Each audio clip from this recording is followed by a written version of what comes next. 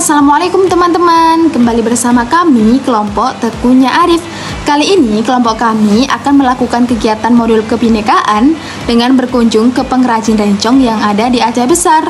Di sepanjang perjalanan kita juga disuguhkan oleh pemandangan yang sangat indah.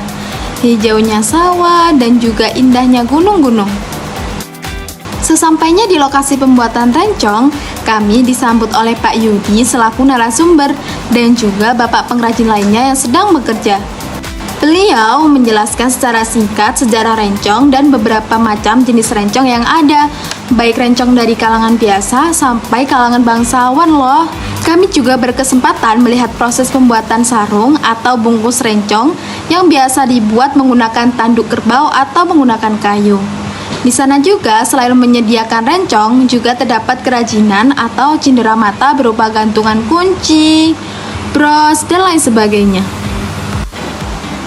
Teringat perjalanan yang sangat indah itu, kita melewati satu perkampungan yang sangat terkenal menyimpan salah satu pusaka milik masyarakat Aceh, namanya Gampong Betlampuot, yang berlokasi di Kecamatan Sukamakmur, Aceh Besar.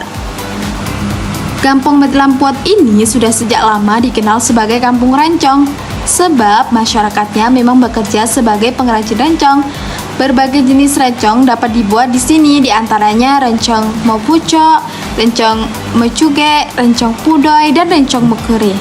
Secara umum, masyarakat Aceh mengenal rencong sebagai simbol keperkasaan dan keberanian urung Aceh sejak zaman kerajaan dahulu. Sampai di sini dulu ya teman-teman kegiatan kita kali ini. Ikuti terus kegiatan kami.